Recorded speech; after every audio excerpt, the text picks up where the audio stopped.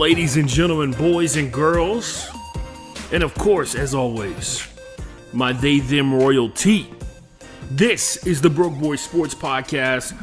I'm Ashton Gene Lewis, and as you guys know, the intro of the show is usually spent with me tweeting out the actual link to the show so we can get more people to watch it, stuff like that. We did get two new subscribers in the time that happened between the two episodes that I've already put out there. So shout out to whoever those two people are, and hopefully they enjoy everything that goes on this show. I have a great time making it, and hopefully more people get to see it and stuff like that. I just talk about pretty much everything that's going on in the realm of sports from my perspective, which is like one of 1 billion podcasts that are on the face of the planet. But the difference between me and them is I'm me and they're them. So we do have a bunch of stuff to talk about. I'm going to be talking about NBA basketball overall. I'm basically going to talk about I'm going to freestyle my conversation about the NBA. Everything else is like well written out and documented and stuff like that. So and when I say well documented and written out and stuff like that, I mean we're talking about Unrivaled Basketball, which is what I promised myself I was going to start talking about a lot more when the WNBA season, if it rolls around this year, because they're currently in CBA negotiations. If it does roll around this year, I will be talking about the WNBA. I do enjoy watching it overall as well. Sorry, I'm trying to get through all these tweets and shit real quick, and hopefully it won't gunk up the show too much as I do that. Also trying not to be distracted by one thing Twitter has done a really good job of is when I have it open during the show, I spend a lot of time looking at some of the headlines that kind of pass by, and I don't have like the best understanding. I don't even know how that's possible. Sometimes it's like I see it at a glance and it distracts me heavily, and I try and understand everything that's going on. One thing that is going on right now is that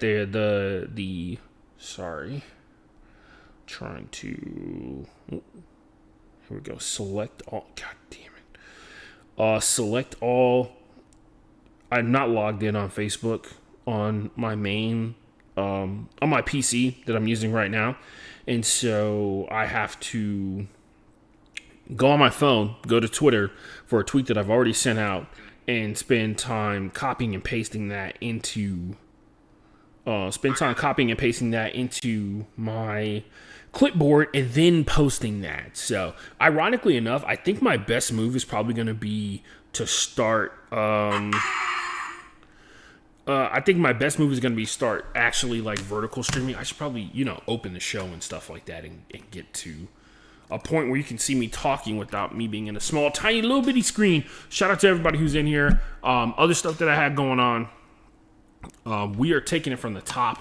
And when I say it's from the top, I mean we'll be doing the whole show and everything like that. But everything else I had going on, man, I had a great Super Bowl Sunday. If you guys know, most of you guys probably noticed if you've been watching the show for a while or at all, you know that I usually wear Seahawks gear to begin with. But I intentionally didn't wear it this time because I didn't feel the need to flex on the large pack of losers that are New England Patriots fans. So they thought that the ghost of the past were going to be the thing that saved them, and it's just not the case. But we are not talking about that at the top of the show. We are talking about my unrivaled reactions. If you're not familiar, I'll give a quick breakdown for it. Unrivaled is a 3v3 basketball league that is owned by Nafisia Collier and Breanna Stewart. If you don't know who those two people are, they are two of the most iconic currently WNBA players. Outside of Asia Wilson, they're two of the best in the world.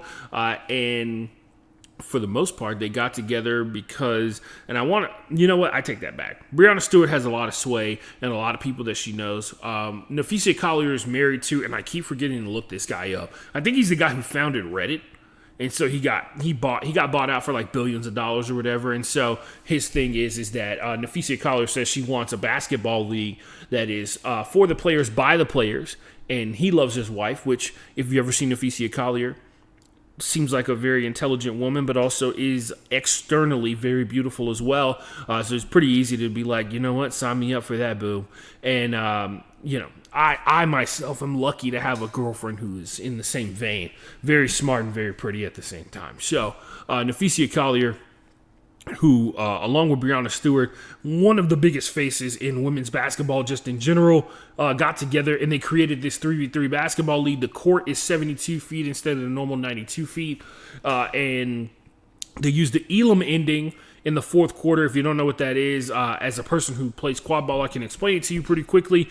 Whoever is leading at the end of the third quarter sets what is called a set score. So you take the score of the team that is leading at the end of the third quarter, and then you add there's an equation to figure out what the exact number is, but I think Unrivaled has gone with a round 15 points to decide who is the winner. So whoever is able to reach the set score in the fourth quarter before the timer runs out, which there is no timer, who is able to reach the fourth quarter before the timer runs out, automatically wins the game. So if it's the team that's down by 15 and they score 30 points before the team that was ahead by 15 scores 15, they win. So typically what you have is, especially in Unrivaled, because all the players are so good, you get a lot of close games towards the end. It brings a lot of excitement to it as well. One of the biggest flaws, I think, in the system right now is that in basketball, you can have the game end on a free throw, which is kind of undramatic. It's not very dramatic, and it doesn't look good on social media. Like, there's a legit chance that the finals roll around, which is in a couple of weeks, and the champion could win off of a free throw, which would suck ass, because, you want to see some kind of cool basket to finish off the game, and it adds a level of excitement. It adds an extra level of keeping the other team that is down competitive in the game, because they have something to reach for that is not being able to surpass the other team based off of time, which can be unfair at times because of the methods that basketball teams have developed to control the clock. So outside of that, outside of those, mumbo jumbo jargons type stuff, Unrivaled is pretty awesome because it has basically every single major WNBA player on the planet except A'ja Wilson and Caitlin Clark. Outside of those two, every single major player is in this league, and it's a ton of fun. Maybe there will be a time where Caitlin Clark does join up. I do listen to a podcast. It's called The Sporting Class. It's a offshoot of Pablo Torre's podcast, and his boss is John Skipper, I believe is his full name. He's the guy who used to be the guy in charge of ESPN way back in the day, and then he got busted because allegedly he really likes to hit the slopes, as the kids say. But I don't know if that's the case anymore. A bunch of other stuff that goes along with it. But anyway, he started another company called Meadowlark Media. He is also a big investor in Unrivaled, and he confirmed, this was like last year, when the league was first starting up, he confirmed that they made a major offer to Caitlin Clark to join this league, and she chose not to, which is understandable because Caitlin Clark has not been able to play the entirety of a WNBA season in the time that she's been in the league. And this is coming up on her third year. She's not played in a WNBA season from start to finish at all. She actually didn't finish playing for the rest of this season because of a groin injury, and you have to wonder how that's going to affect her game when it's all said and done. I can't imagine that she's got much room in her schedule when it comes to like rehabbing, and allegedly she's been training up with Stephen Curry's shooting coach as well in the meantime as she's getting ready for the WNBA season. So outside of that, she don't need the money, I'll say that much. One thing about that young lady is she getting that paper. And if she was still in college, she honestly, if NIL, because I think she is one of the people where NIL laws were put into place that allowed players to own their own likeness, own their own name, image, and likeness. I think her sophomore year or her junior year is when NIL rules went into place. So she missed out on a lot, like millions of dollars. Anyway, this is a quick update on what's going on in the league so far.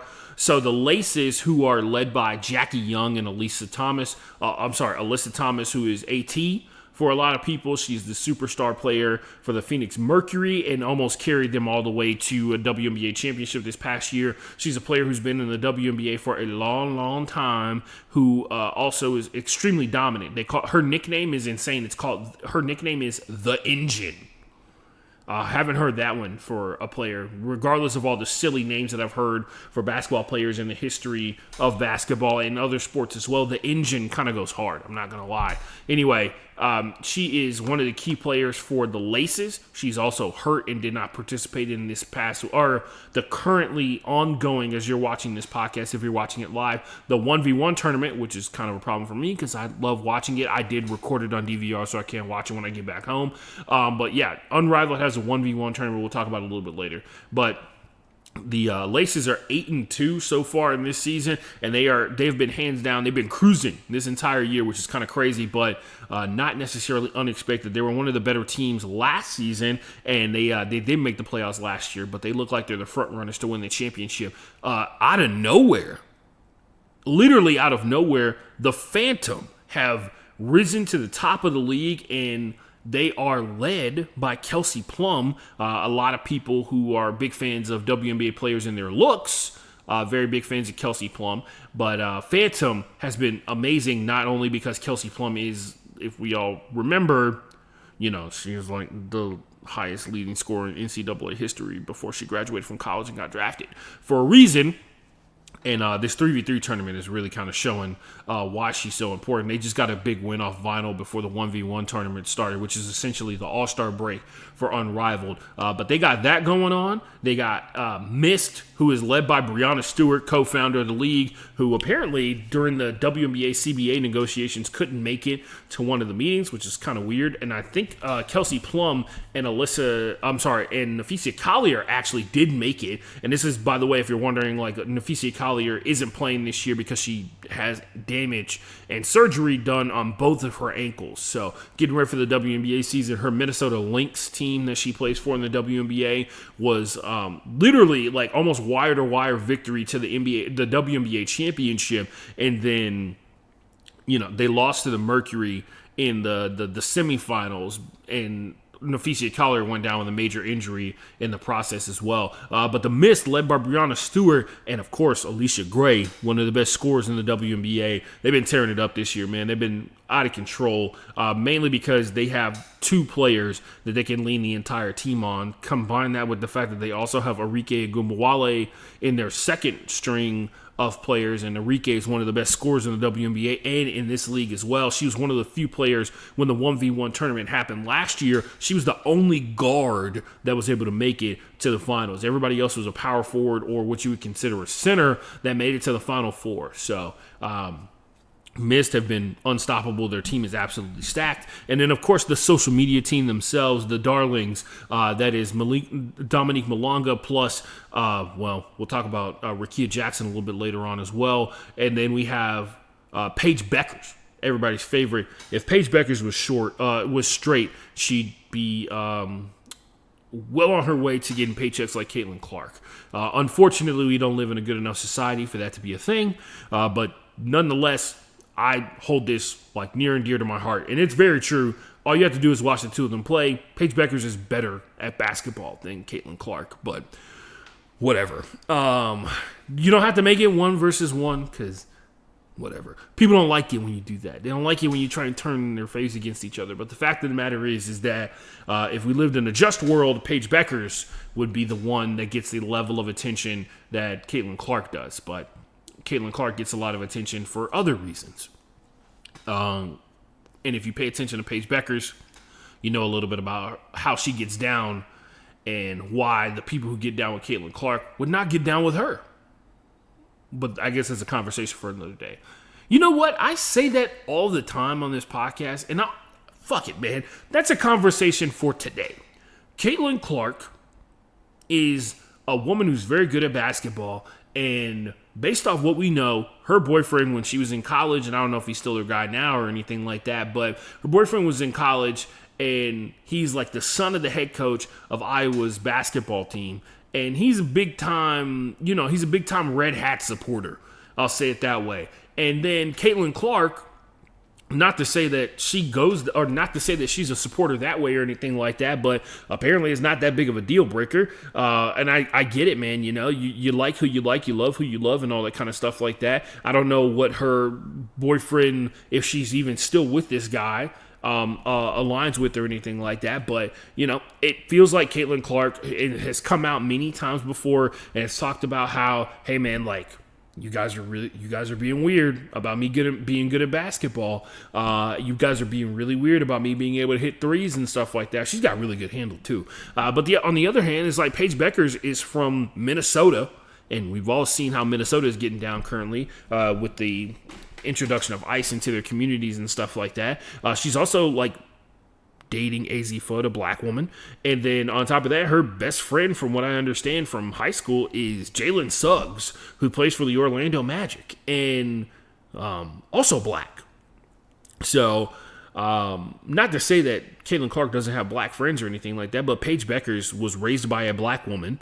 That's her stepmom is a black woman, and obviously her mom had some kind of role in her life and stuff like that, and her dad did too. But for the most part, like, it's like Paige Beckers gets down a certain way and Caitlin Clark gets down and is cool with a certain thing, even though everything I've ever heard out of Caitlin Clark's mouth is like a very nuanced understanding of her role and how she plays basketball, and how people are trying to use her as a certain type of symbol, and how people are obsessed with the idea that she is like the best basketball player in the WNBA when she's like nowhere near that. Paige Beckers is nowhere near the best basketball player in the WNBA, but they're very clearly both on their way. I think a lot of my frustration comes from Caitlin Clark because of the people that get down with her, and there's nothing she can do about her fans being shitty people other than like coming out and saying a couple of things that'll probably get a bunch of people off of her case. But even then, they'll probably be like, "Oh man, the soft-hearted liberals got to her," and all this kind of stuff like that. But Paige is who I honestly, when it's all said and done, I don't even really focus on Paige, mainly because she plays for a Dallas-based WNBA team, so obviously she is irrelevant to me. And now, one, the Dallas Wings suck, but I also think Dallas is a bad place where bad people come from, as a Houstonian.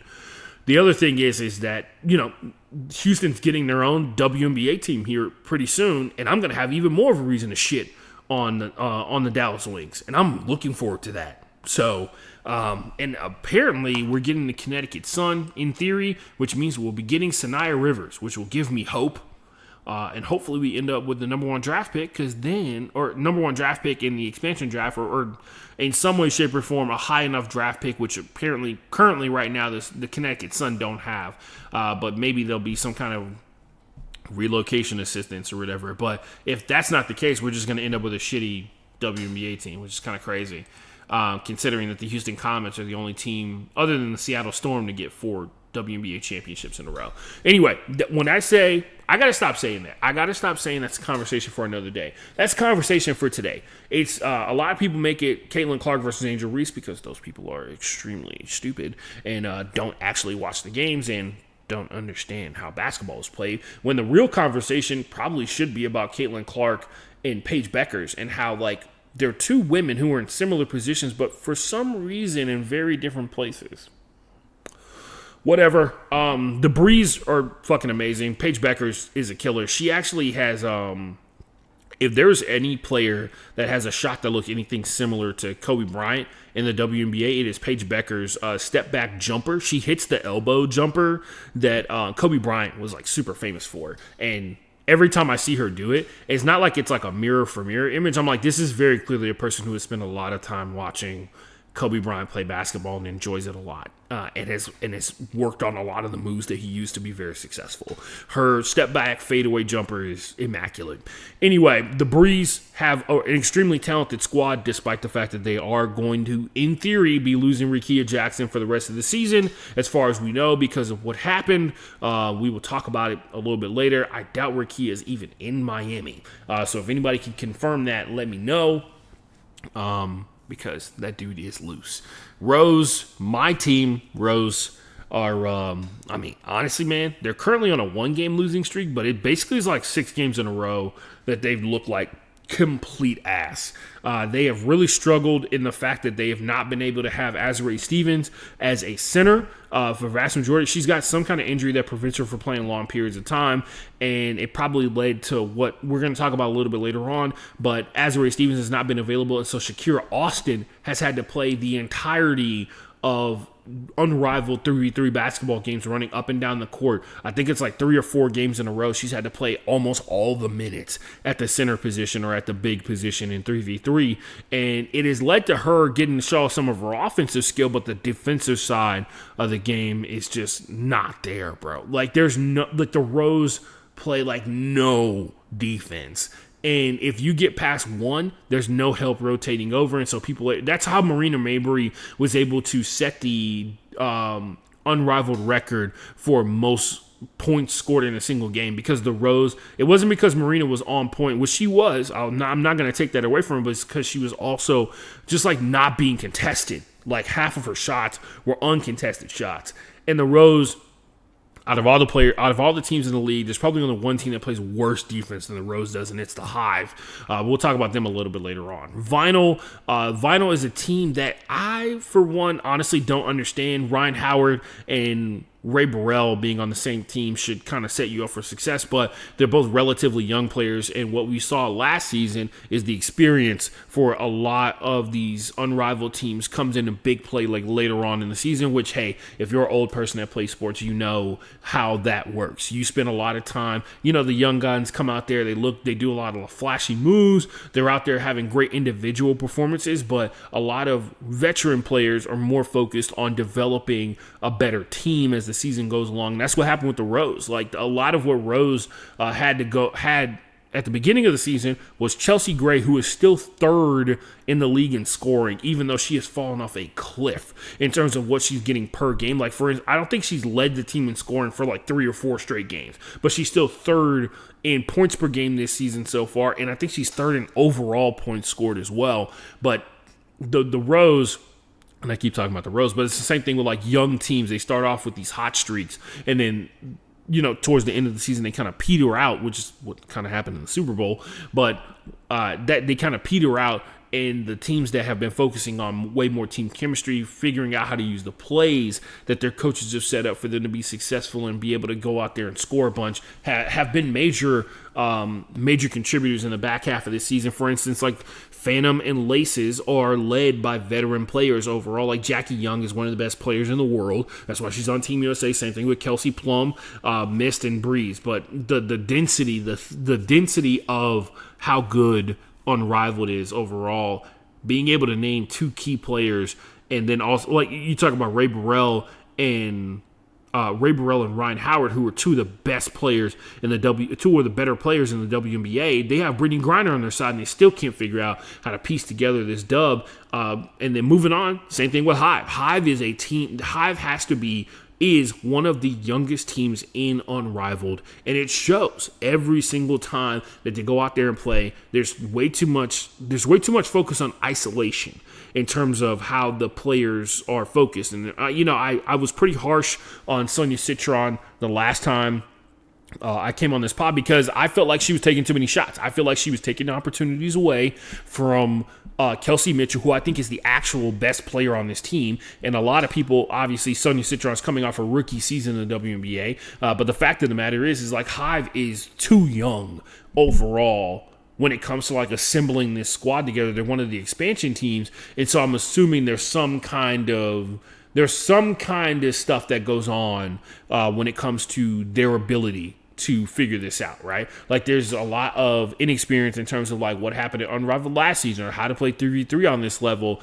and how to play 3v3 full court on this level, because even FIBA 3v3 is not full court basketball, right? It's half court continuous basketball. It has a fast-paced action to it, which is different than having to run up and down the court and having to play defense and stuff like that. And Hive struggles defensively on a consistent basis. Lunar Owls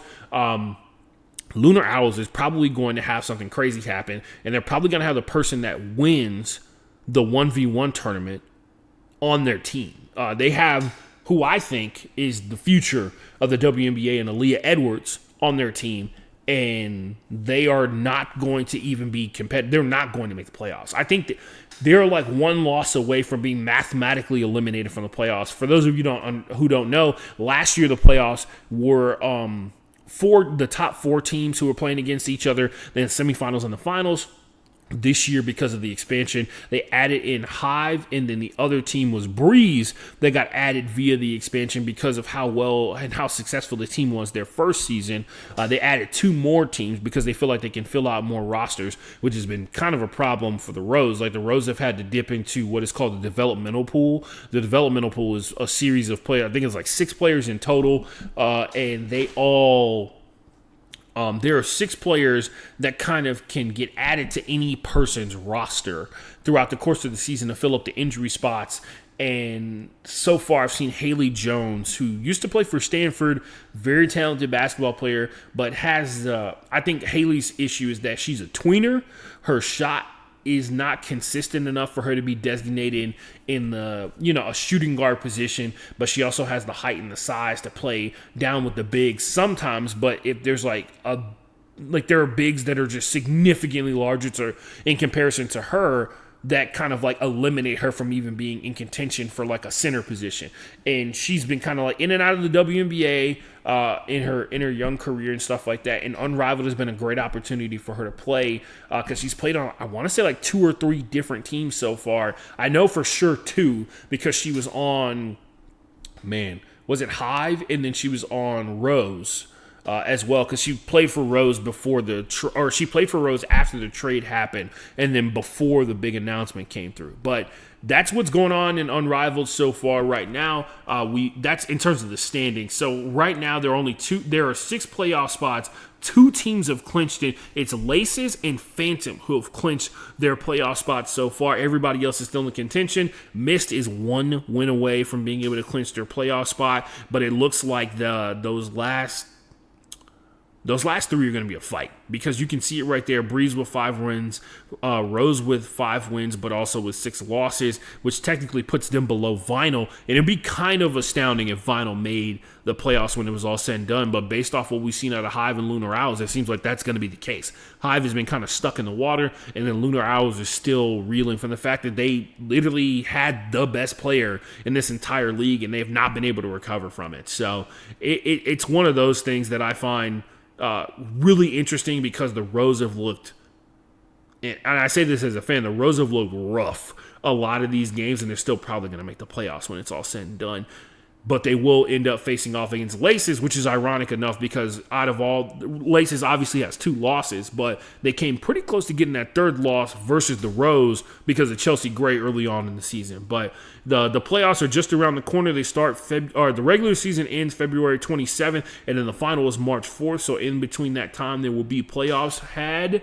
Major news coming out of Unrivaled overall. I'm going to take this time, because I do have it written down and I need to take a second to look and make sure that we talk about this. I'm trying to find it written on my sheet. But we'll talk about the other thing that triggered this. So there's a series of events that happen all together that set up this situation, and we need to talk about one at the top of the show. Or at the top of this little part right here. There have been some major changes in Unrivaled overall. A lot of those changes have been centered around a heavy amount of injuries across multiple teams, but then most importantly, a huge case that has gone on between Rickea Jackson and her former boyfriend, James Pierce Jr. So Rickea Jackson is a LA Sparks WNBA player, one of the best players on the squad. She plays with Kelsey Plum. James Pierce is a defensive end who honestly set the record for individual season sacks for a rookie for the Falcons overall. Rickea Jackson, LA Sparks WNBA player. James Pierce, NFL player for the Atlanta Falcons. There was major news that came out over the course of the weekend, and it was that James Pierce had been arrested because James Pierce and Rickea Jackson broke up. And Rickea Jackson, this is basically after I read all the police reports and stuff like that.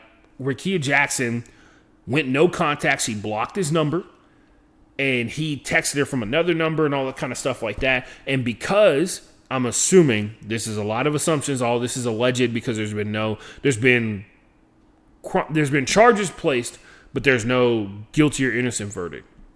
Rakia Jackson is in Miami because every single game in Unrivaled happens in Miami. Every game except the Philly Invitational part, whatever. But every game happens in Miami.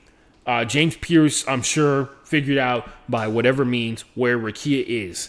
And it ends up in some situation where Rakia is driving in her car. And you tell me if this is wild. Rakia is in her car. James Pierce pulls up behind her. He's in like a SUV Lamborghini, the Lamborghini truck. And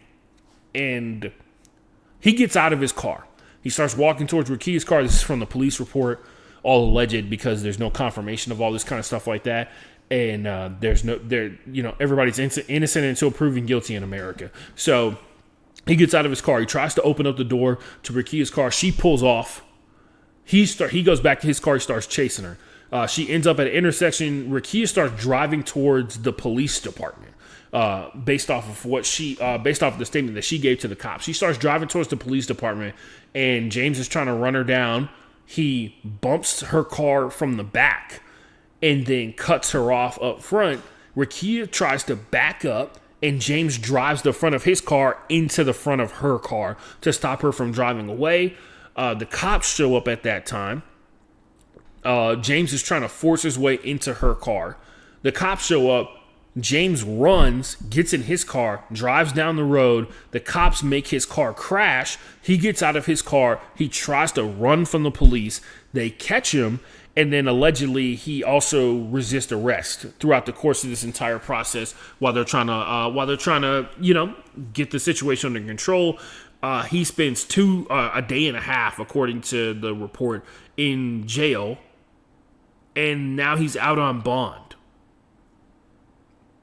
Don't know what happened beforehand, but there has been a restraining order obviously issued against James Pierce Jr. to stay away from Rakia Jackson. Rakia has not been available to play in any of her Unrivaled games, and based off of what happened after this situation, it doesn't look like she's going to play for the rest of the season. Rakia, and this absolutely horrific situation, it's not even kind of insane. It's really insane that he was able to get out on bond because he's technically up. He's been charged with 5 felonies and 9 traffic violations for this situation. And he's clearly a threat to an individual person in Rakia, right? So that I find wild that he was out on bond. But nonetheless, I don't know. I'm not a legal expert or anything like that. And also, I'm assuming James Pierce has really good lawyers because he is an NFL player, and the good lawyer stuff comes with the territory when you have an agent and stuff like that, because I'm assuming he signed the CAA. But nonetheless, absolutely insane set of circumstances. Rakia has already come out and said that she's willing to testify against James Pierce Jr., and it gave a lot of people an opportunity to talk about how domestic violence devolves into this situation way too often, and then women in general either feel some kind of obligation to the person who is a clear threat to their life, or a clear threat to them as a threat to their life in general, their livelihood, whatever it may be. It devolves into those type of situations, and then women, because of either the kindness in their heart or social expectations or a confluence of all those things, end up not pursuing these type of situations to the full extent of the law. And so these guys are able to walk free and get to do this to somebody else later on down the road. And then obviously it can continue to evolve, because if, some people learn best from the stick instead of the carrot. Don't know if that's the case for James Pierce Jr.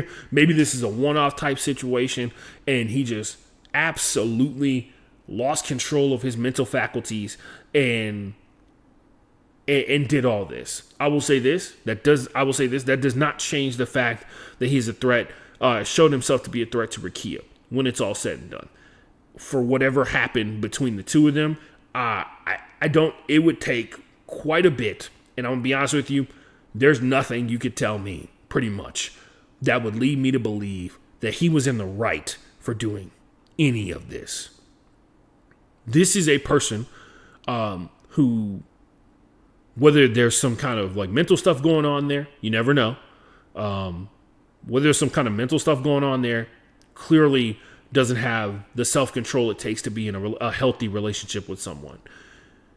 And the fact of the matter is, this is sadly, Rakia has had to do something that is dangerous for some women, and that is to stand up and choose to say something against the man who is a massive threat to their life and their humanity as a whole.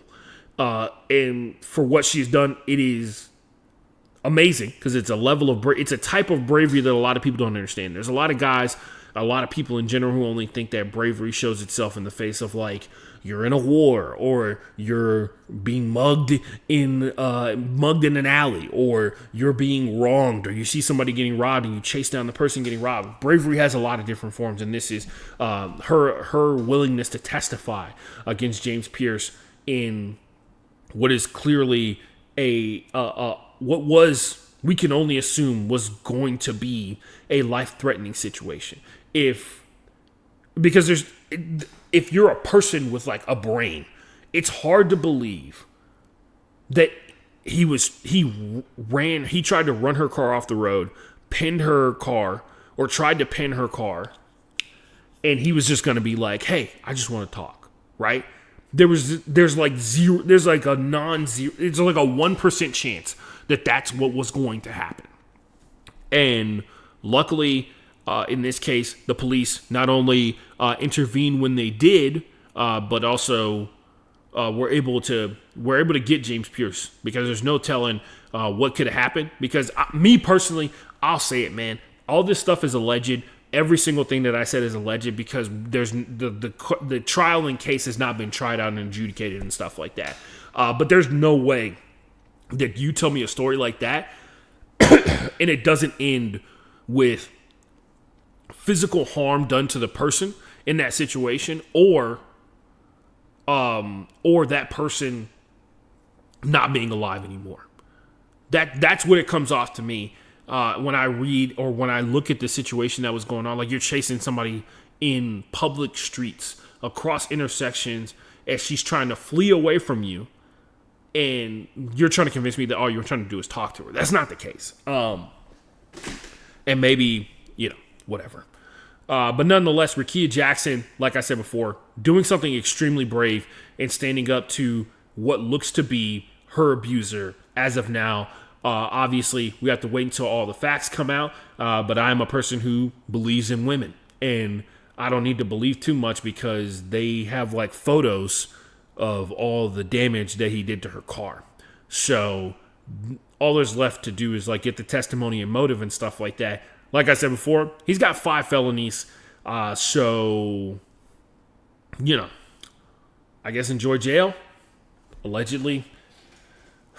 Anyway, that led to Unrivaled having to make an unprecedented move, and for the first time, which is so messed up on so many levels, Unrivaled, a league started by women for women who are basketball players, has to make a move and make their first in-season trade amongst teams for the sake of domestic violence that was committed against one of their players.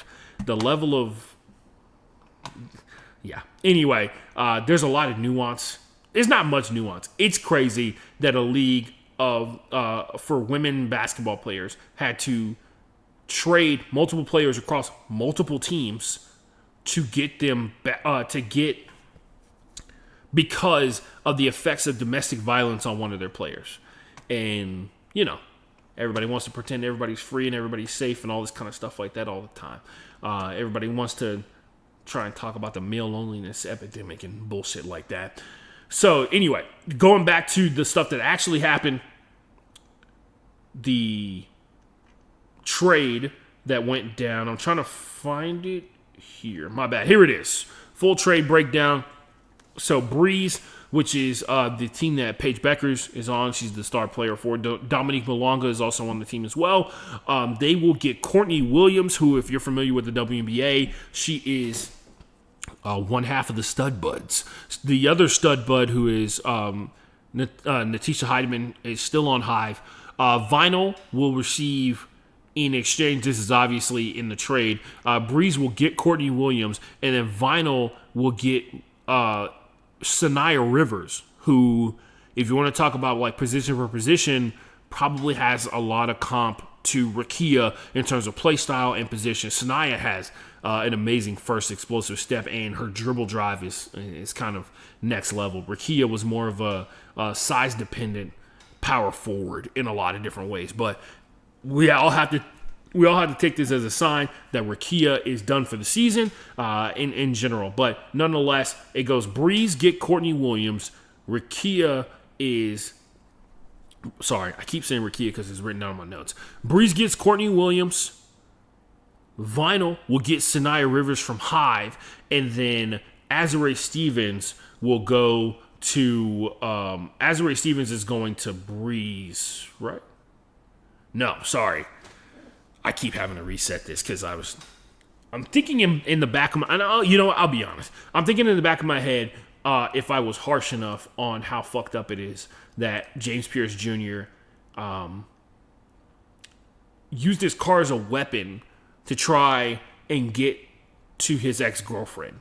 And you can talk about alleged. All this stuff is alleged. And it's just like, it's hard for me to believe that he wasn't going to try and do something that was either going to end her life or permanently harm her. So, I'll read the trade breakdown again one more time. Breeze gets Courtney Williams.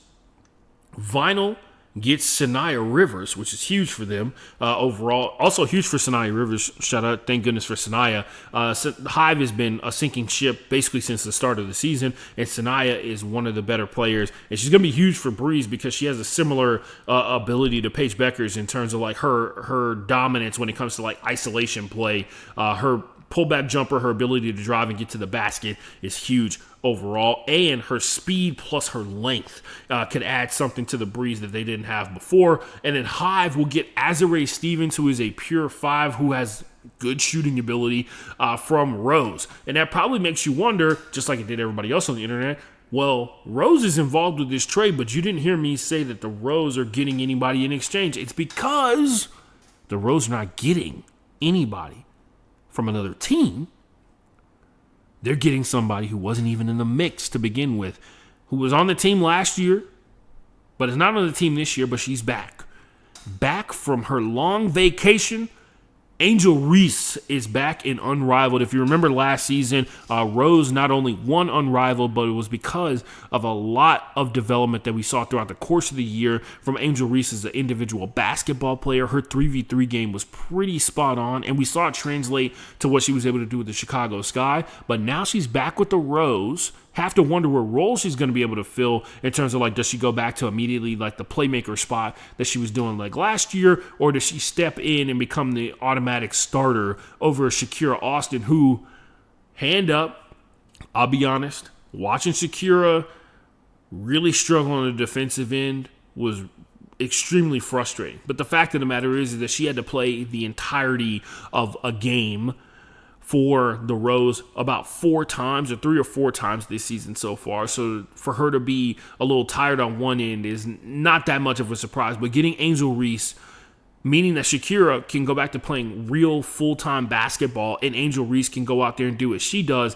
in terms of attacking the basket and being able to score at a pretty high level, and she got a chance to sit back and rest while everybody else was out here playing, I think could be huge for the Rose. It was very similar to what happened when Kalia Copper came back from her ankle injury. It just takes a little bit of time for her to get back into the groove of things, but this is going to be huge. Not only is they made it a big deal, they had like multiple social media posts about it, by the way. They had Kalia Copper put a Rose uniform in a box with a belt because the theme for the Rose this season has been belt to ass overall. And so she put a belt inside of the box that was eventually going to go to a mysterious player.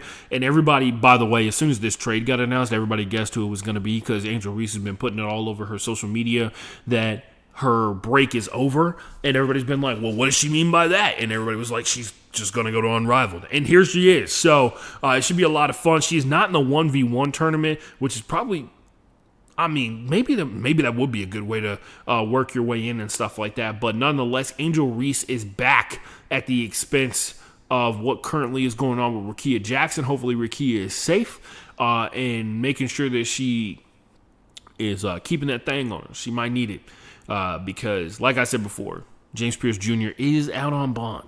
So kind of crazy. It's even crazier that there are multiple sports podcasts that I listen to that have not talked about it at all, because this is absolutely fucking insane. There's also a series of people, when you go and look at the stories that are coming out about what happened, that are just like, oh man, it's crazy. These young guys nowadays are just insane and they do all this wild stuff. And it's just like, yeah, because domestic violence hasn't been a long-term issue in the world, right? This is why history is important, kids. When they talk about like taking history out of schools, when you talk less about what happened in the past, people get dumb and they think that everything that is happening right now is happening for the first time ever. Instead of understanding that we are kind of living in multiple iterations of the same version of the same past that we always have. Whatever. History is important. You should teach people history.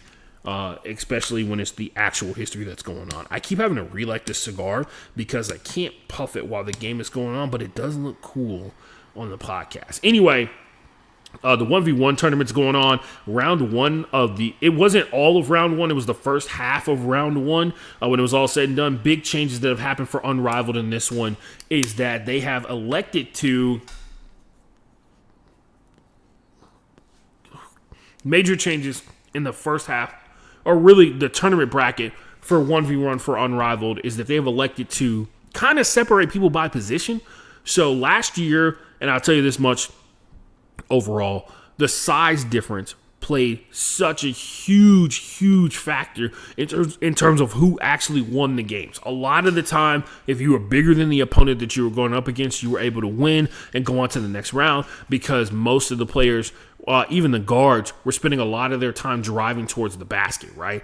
And the bigs in the WNBA are kind of quick enough to be able to defend guards out on the perimeter to the degree that it forces them to miss. They also had a massive rebounding advantage because you have to remember the size difference for WNBA players or just women basketball players in general can vary greatly, as opposed to what's currently the current world of the NBA. You know, you talk about guys who are like 6'6", and you're like, oh man, that is freakishly tall, like in real life. But in the NBA, that is I think 6'7". It's got to be 6'7" or 6'6" is the average height of an NBA player, right? So when you're that tall, and you talk about it takes guys like Victor Wembanyama, who are like 7'4" and potentially 7'5", to create that massive gap between everybody else and the other tall people who are on the court. Stephen Curry, 6'4", for those of you who didn't know that, right?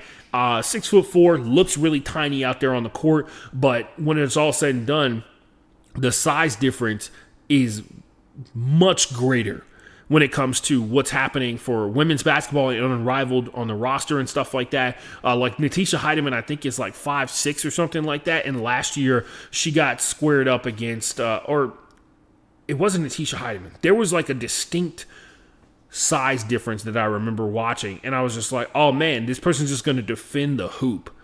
And then they'll force them to shoot jump shots. And eventually the jump shots are going to miss enough to the degree that the taller player can just get the rebounds and then drive to the basket, have the size advantage, back them down, and then score buckets. Which is why Aaliyah Edwards was so successful in the 1v1 tournament last year. She's like 6'6" or something like that. And Aaliyah Edwards is like 6'3" or 6'4". And her size difference is what, not only that, but like also her combined skill. Like she's able to shoot a jump shot really well too. But the combined skill of the size plus plus their physical presence was enough to overcome the guards relatively easy, which is wild because in the NBA, if you had a 1v1 tournament, you would assume that the bigs would be the ones that were struggling a bunch because NBA players hit jump shots at a ridiculous rate, even when the opponent is taller. But the height difference between, when you say like an opponent is taller, there'll be like a 6'7" guy versus a 6'4" guy, That's a 3-inch height difference. And that's drastically different than what you're talking about when it comes to women's basketball, where there are players who are like 5'6", 5'5", and they're going up against players who are like 6'2", 6'3", and the almost a foot or a foot in an inch taller than them on a regular basis, right? And that means something. That means something when it's all said and done. And that's what the biggest issue with the 1v1 tournament was last year. This year, they fixed that by putting players, like, for instance, they're grouped into pods, and pod D has all the bigs in it. So there's only going to be one real, like, true big that makes it to the Final Four when it's all said and done. Everybody else is kind of split under different circumstances and different seeding and stuff like that. The seeding is determined by, I want to say, the coaches and the players as well. And then the fans got a chance to vote on some of the matchups, especially in the first round, because once they get separated into the pods, it's just kind of like, who gets what or whatever. But yeah, it was really fun so far. The big takeaway was Courtney Williams getting absolutely skunked. And I don't think Courtney Williams got a single shot. Like, she didn't get a single shot attempt in her matchup. And she actually had the shortest game. Her game was like 1 minute and 58 seconds because it's a 1v1 game to 11. So she had like a 1v1 game to 11, and she got 0 shots attempts because it's make it, take it. And maybe that'll be the solution. Maybe they put like a dribble limit in at some point, but it is live 1v1. So if the rebound happens, it is a fight for whoever can get to the ball first. And that's who gets the ball to be able to drive to the hoop. So Courtney Williams, who is on the shorter side when it comes to basketball players overall in Unrivaled, it kind of makes sense that she kind of got rocked in the 1v1 type of stuff. Veronica Burton, who played for the Valkyries this past season, the new expansion team in the WNBA, and was their best player and made it to the All-Star game for the first time in her entire career, was able to pull off an 11-0 shutout win.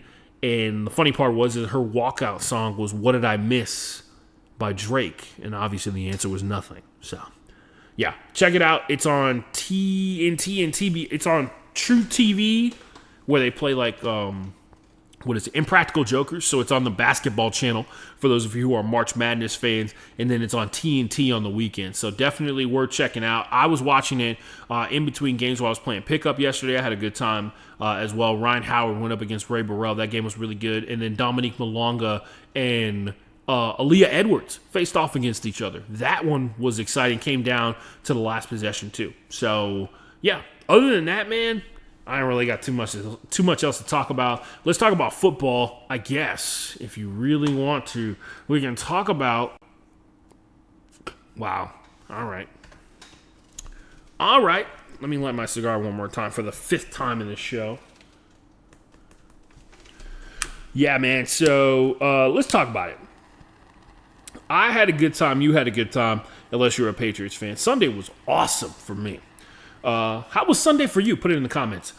And let's take it from the top. Super Bowl Sunday, last game of the season. Kind of a bummer that we had Super Bowl Sunday because it means the season's over. But at the same time, my team won the Super Bowl.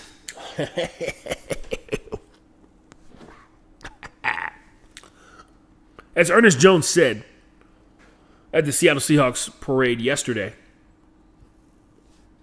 if you got a problem with my team, my quarterback, my offensive line, fuck them.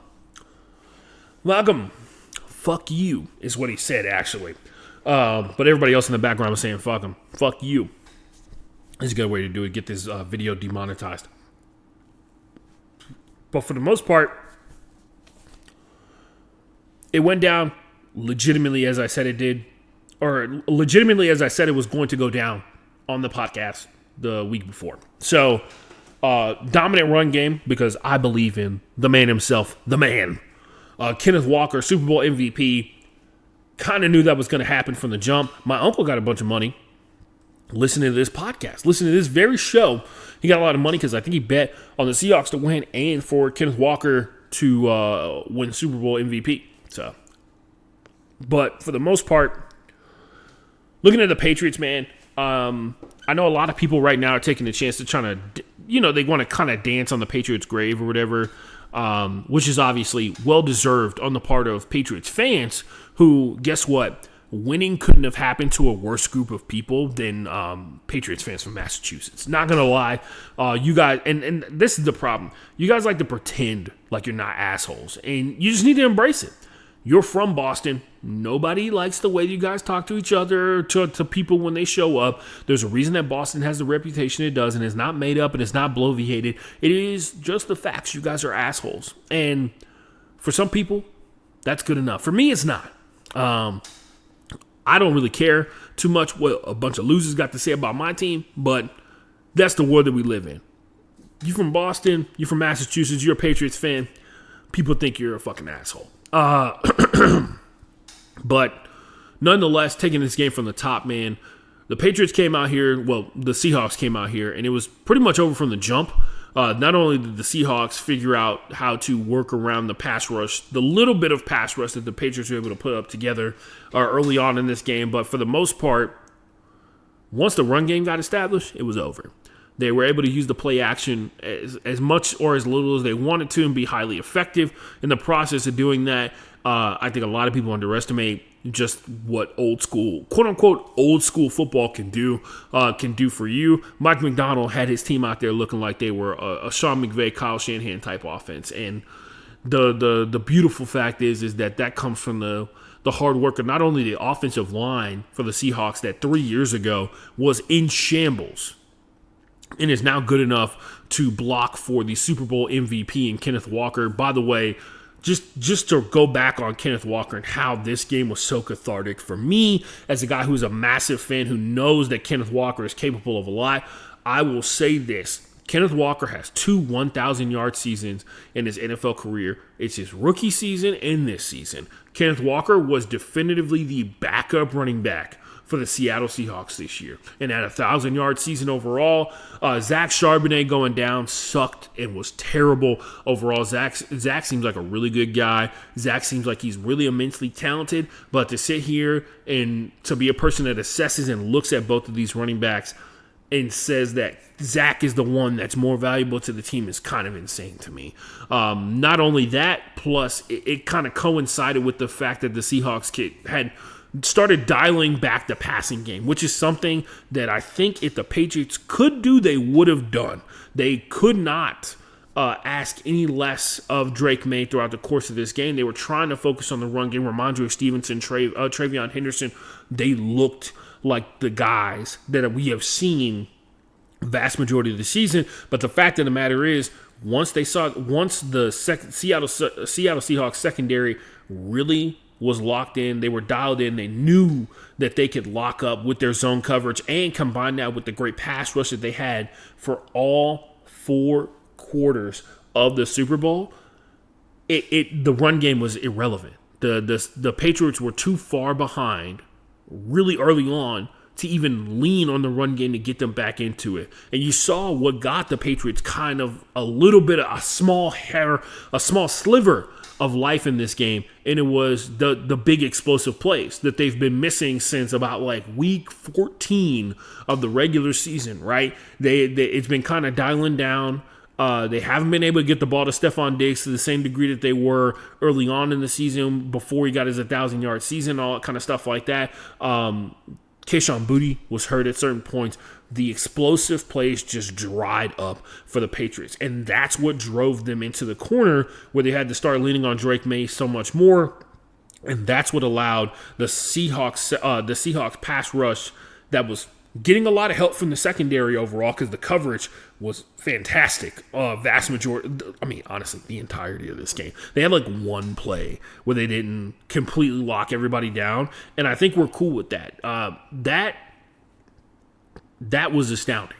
That I cannot do much more for than give them credit for overall. They were dominant up front the entirety of this game, and I think a lot of people cannot say that. A lot of teams cannot say that they rushed the passer for 4 straight quarters, and a lot of teams could not say that this season. They couldn't say that in the playoffs, and most importantly, they couldn't say it in the Super Bowl because there was only one team that rushed for 4 quarters. Derek Hall, the dead man himself, gets the opening sack of this game. Like I said before, Kenneth Walker doing his thing. Tariq Woolen with a damn near perfect football game. A guy who just started playing defensive back 4 or 5 years into his career as a defensive back. He was a wide receiver in college, and he's transitioned to DB, and he's a Super Bowl champion now. Shout out to Josh Jones, by the way, kid I covered in high school who is now a Super Bowl champion. Super dope, man. I'm sure your coach would be proud of you. I'm proud of you because I know you've been working really hard for a really long time, man. And overall, man, when the Patriots scored that first touchdown, I got a little bit nervous. And then I saw the following 3 possessions, and I was like, oh, this is over. It's been over since the opening kickoff. It wasn't even close at any point whatsoever. Everything that you heard in the media leading up to this game was people bloviating to try and make this game competitive in terms of like getting you to watch and stuff like that. The other portion of it is just like there's nothing you can do when you have a defense that doesn't give up like 3-yard gains, bro. Like there were so many attempts to get swing routes out or check down routes thrown by Drake May that were immediately met by defensive backs up front. And the only thing, and when it was all said and done, I say this retroactively, the only thing that really gave the Patriots fans any hope and really gave anybody else hope that the Seahawks were going to lose was the fact that there's like remnants of the ghost of past that are with the Patriots. But that's not this team, and that's not this Super Bowl. That's not this quarterback, and not to say that Drake May will never eventually turn into that guy because, quite frankly, Tom Brady wasn't that guy until way later in his career, right? That, if we're being honest about it. But yeah, the Super Bowl was so much fun for me. I enjoyed the halftime show. I don't speak Spanish all that well. I definitely don't speak Spanish with the Puerto Rican dialect that Benito speaks with and stuff like that. So I was kind of getting pieces and stuff here and there. Fact of the matter is I've listened to a lot of Bad Bunny tracks before in my time listening on Spotify and stuff like that. And so a lot of those songs were pretty familiar for me. And then, I mean, he had a party on the field, bro. Like it was a great time. Like, once again, for like I said at the end of the last podcast, the music gets the people going, and they was going. There was a lot of, and I'm not even talking about like the famous people who were on stage. There was a lot of beautiful people out there who were not famous, and I appreciate them for being on camera when we needed them most. You know what I mean? Overall, really cool theme. Obviously, Bad Bunny taking the opportunity to be in a harbinger of unity and being like, we are all America together, and then saying, God bless America, and then saying every other country, because there are so many people who legitimately don't even consider that there are such things as Central and South America, that Canada is a part of America, right? And it's to break out of that U.S.-centric, that American-centric mindset. And I'll make this commentary, and I say this all the time, man. I say this all the time to my friends. Every time I hear, in regards to the playoffs, not even playoffs, in regards to, like, I pay attention to a lot of current events. I pay attention to politics. You guys hear the way that I talk on this show. I'm one of those quote-unquote soft-hearted liberals that they tell you about all the time. I believe that we can live in a world of freedom in a lot of different ways. But every time I hear like reaction to like, oh, the brown person said something about we can live in a world where where everybody's free and everybody's having a good time and everybody's able to eat food on a daily basis and drink water on a daily basis. We can live in that world. And then there's like this series of people. It's the same series of people all the time who their whole job is to find a way to convince you that for them to be free, they have to take your freedom away. And I find that so lazy because it takes like 2 brain cells.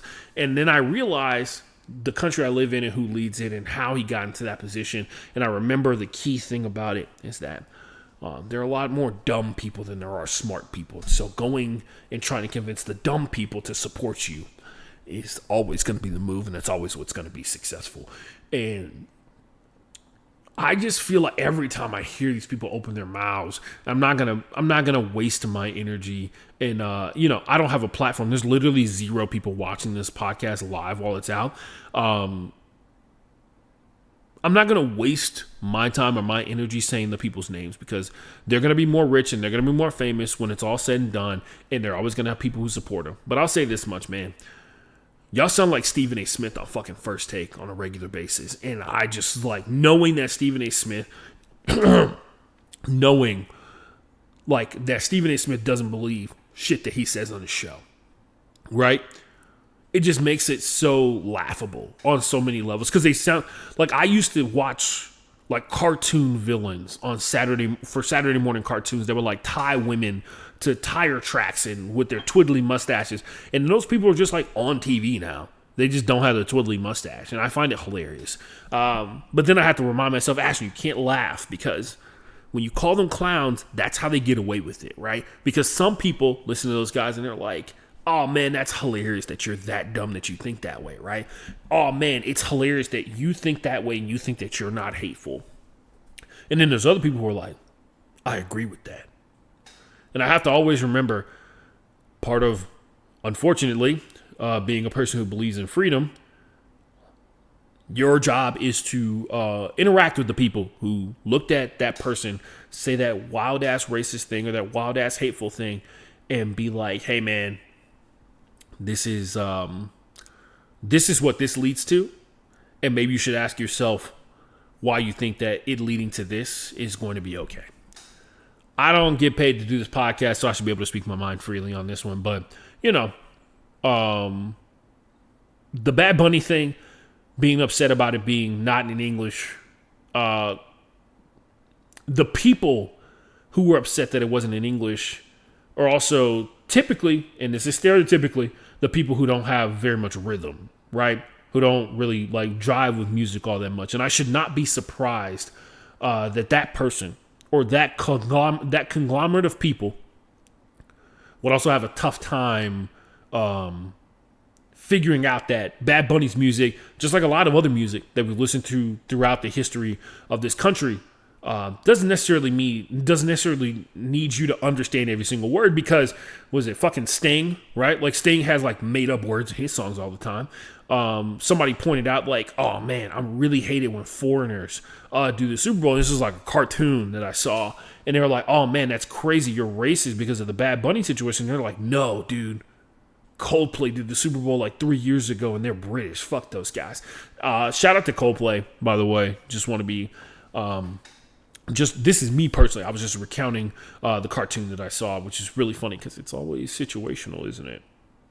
It's always, whatever. That's all I got to say about the halftime show. The Super Bowl was pretty fucking boring unless you were a fan of the Seattle Seahawks. I had a great time watching my team for the, 5th-11th time this season beat the shit out of a team that was not good enough to be on the field with them again. So I had a great time.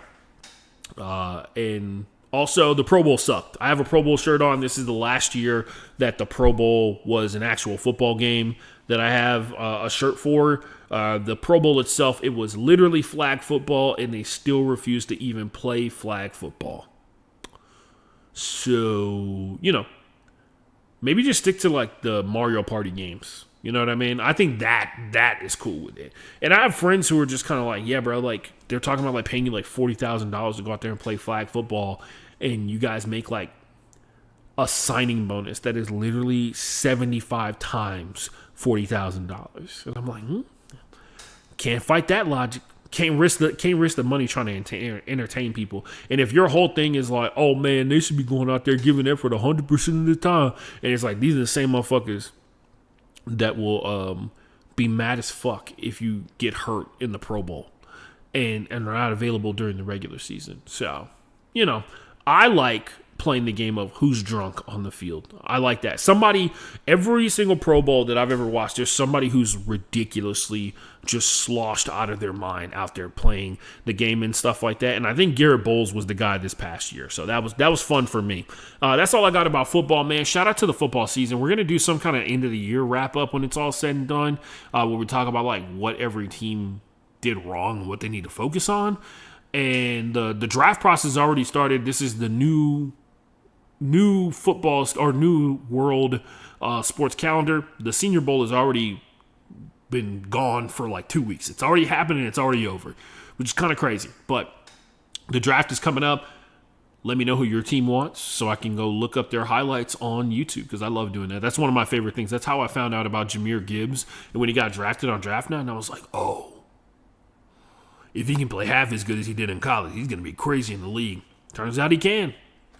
Let's talk about the NBA. The trade deadline is come and gone. Ja Morant and Giannis Antetokounmpo still on the same teams that they were on before. Despite all the rumors happening, everybody's really pissed off because Giannis apparently is now a Kalshi partner. Kalshi is a betting...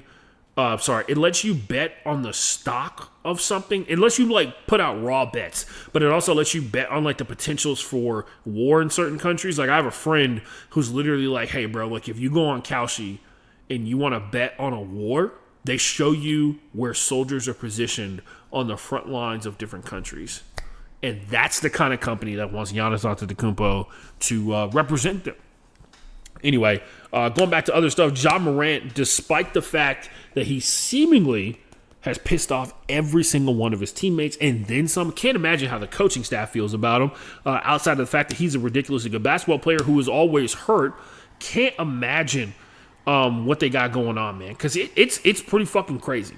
It's what he's dealing with right now, what he's doing in terms of like the Memphis Grizzlies fired their coach last year despite the fact that they were relatively competitive. And now ever since that coach has been fired, Ja has been on a slow spiral out of control. We talk about the gun stuff. We talk about the injuries that piling up. We talk about getting into the fucking scuffle with his teammate during pregame because he was upset that he said something about someone. If you want to go, by the way, there's one guy, and if there was ever a season for this guy to blow up, it's this year. There's a dude who either is really good at reading lips or really good at finding words that fit the shape of the lip motions of people that are hilarious. Because I have a friend who sends me clips of a guy who's doing like lip reading stuff for like trying to do it like for real in terms of the arguments. And a lot of the times it feels like he be kind of on point. But anyway, you think AI can read lips? Whatever. Ja Morant still stuck on the Memphis Grizzlies. And I think he's probably happy about that because the people who got traded from the Memphis Grizzlies, including Jaren Jackson Jr., got sent to Utah. Got sent to Salt Lake City, Utah. If there was one place in Utah you want to go to is Salt Lake City. Look, man, I'll be honest with you. Salt Lake actually is a beautiful place because the state of Utah does not play about littering and they do not play about not protecting the environment. If every state had the standards that Utah did for protecting its nature and its environment, we live in a better country. I think that overall. We probably live in a country that produces like way less oil, but we live in a better country that's more beautiful and stuff like that. But for the most part, I can't imagine what that was like to wake up and half the group chat got sent to Utah. Fun times. Like my friend said in the group chat, Saturday nights are going to be looking real different for Jaren Jackson Jr. If you guys don't know, the Utah Jazz are, I'll say it, they're trying to tank. They're trying to lose games because literally every single action they've taken for the past 3 months has been to lose games on purpose, including they were up in a game earlier this week. They were up by 10 going into the fourth quarter, and they just, the coaching staff made the smart decision to be like, you know what we should do? Stop playing the starters. And so the starters, and then I think some of the second stringers didn't even go in for the vast majority of that game. They ended up losing. Jaren Jackson Jr. got announced earlier today just before this podcast started. Jaren Jackson Jr. is out for the rest of the season. He's taking it's not even preventative. It's like, I guess, preventative for other major injuries. He's getting surgery done on his ankles to prevent other major injuries, which is like, dude is literally ending his season so he can get preventative surgery. So remember when Abdul Carter was like, I'm not gonna go to the combine because a doctor found that there's like a potential that I could get a fracture in my ankle if I don't rest it / rehab it this certain way. And so now I don't want to go to the combine. That happened. instead of just being like, I'm not going to go to the combine because if you're going to draft me, you're going to draft me. If you're not, you're probably not high enough in the draft to draft me. So Giannis, on the other hand, Giannis has been very clearly trying to get out of Milwaukee for a year and a half, I think. And it just hasn't worked out because the package that's going to get Giannis out of Milwaukee is going to be the max package. It's going to be the maximum number of first-round draft picks and then like 2 key players. And a lot of teams are not willing to give it up, not willing to give that up for a guy who they probably have really big questions about injury-wise in terms of – and also on top of that, like you're going to give up the small core of your team for a guy who probably cannot carry you to a championship and also does not have as great a jump shot as a guy who's a superstar should. So, yeah, But the biggest trade, the legitimately like championship altering type trade that happened, James Harden for the 5th time in 6 years is on a new basketball team. Is on the Cleveland Cavaliers. The Cleveland Cavaliers are a team that is built upon draft picks, and they made 2 key trades to get Donovan Mitchell, and on top of that, to get James Harden. Now, they are solely focused on winning the championship, and in their way, staying 2 pretty good basketball teams. Strangely enough, there are the Detroit Pistons, who look, man, maybe I don't watch SportsCenter enough. I don't watch FS1 enough anymore or anything like that. It is fucking insane that the Detroit Pistons are just back. They were back last year. They were back 2 years ago, but last year was the major step forward for them in terms of like Cade Cunningham being 100% healthy, Cade Cunningham playing like the superstar that we believe he is, and then on top of that, Thompson going out there being one of the better defenders overall. But they are a ridiculously good basketball team, and it seemingly happened like within the span of like 3 years after them tanking for years, which is yet another justification for why tanking works. And you got to ask the question at some point, if you're a person that believes in like stopping the tank, if you're a person who's anti-tank, then you must be then you have to be a person that's like anti-draft at the same time as well, because they're basically applying corporate. Just this happens in football too. It just happens on a different way. They're applying corporate logic to never mind. They're applying corporate logic to basketball, which has a lot of emotions involved with it, which has a lot of emotions don't get calculated into the fact that like, hey man, it's super dope that the Detroit Pistons are so good right now. Now, is that going to make up for the last 10 years in terms of getting people to come back to the arena? Is it going to make up money-wise for the last 10 years where you guys have just been like kind of, sort of, intentionally sucking ass until you stumble into the right guy to lead the team?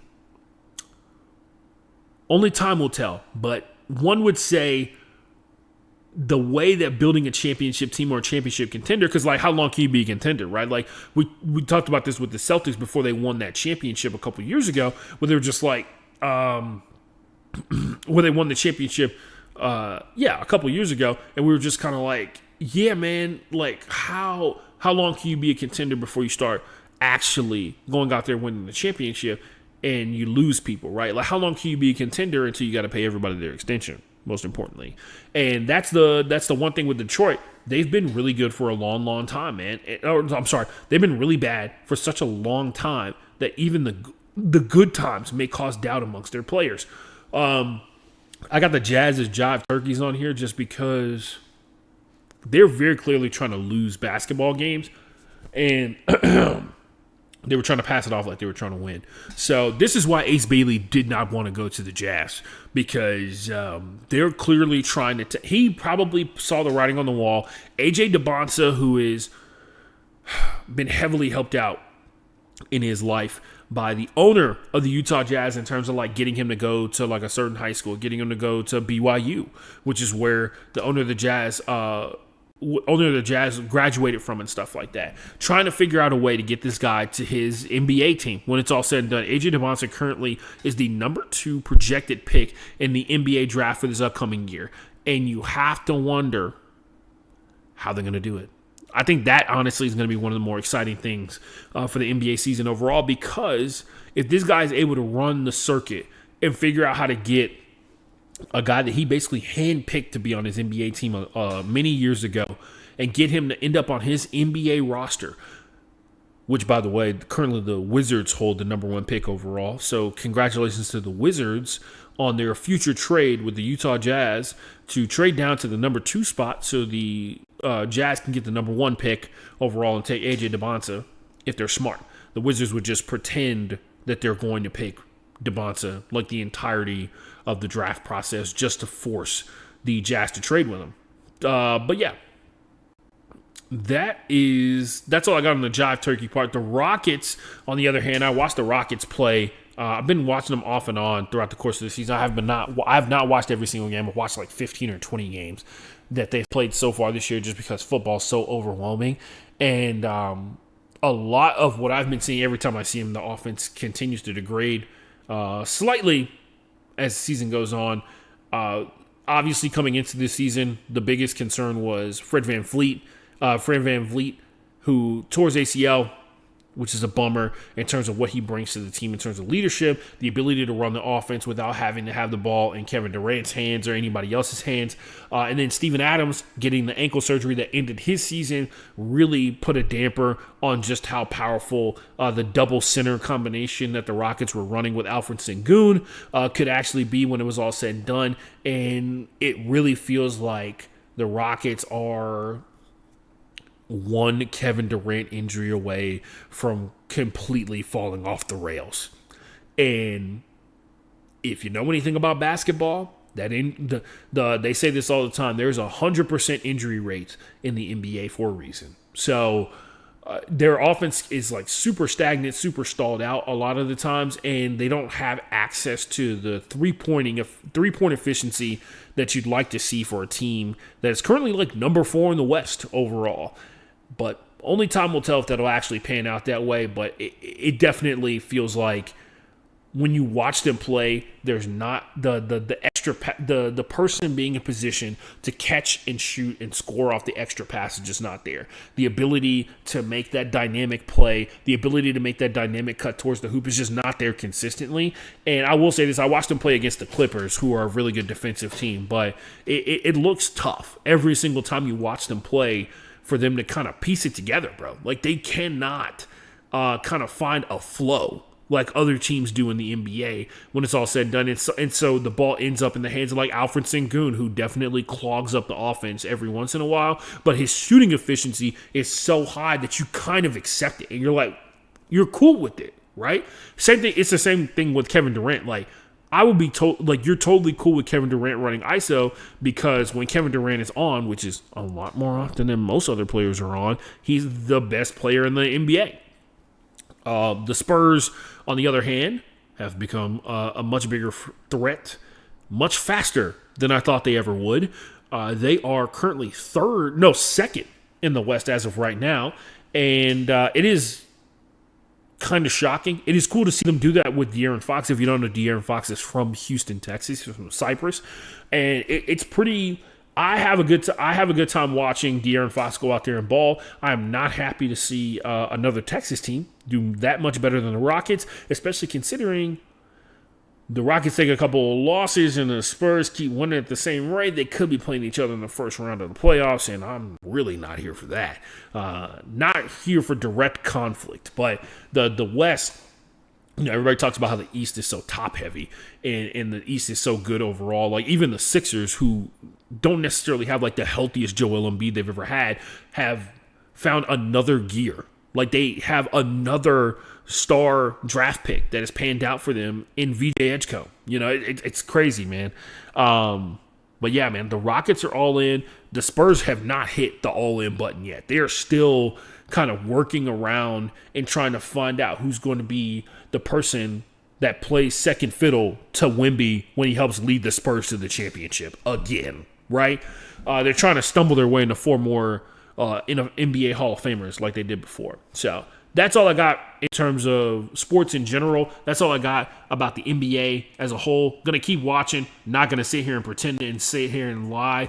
Instead, I've watched like 100 NBA games this season so far. I've been watching replays in between NFL games and stuff like that in preparation for the pod. Everything else, It's off the dome from watching highlights, watching other full games there on TV.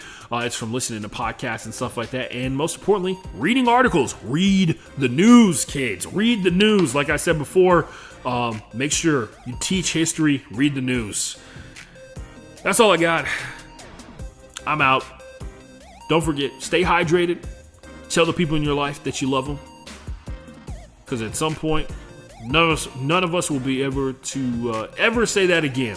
So, stay hydrated, stay smart. Most importantly, go home, Roger.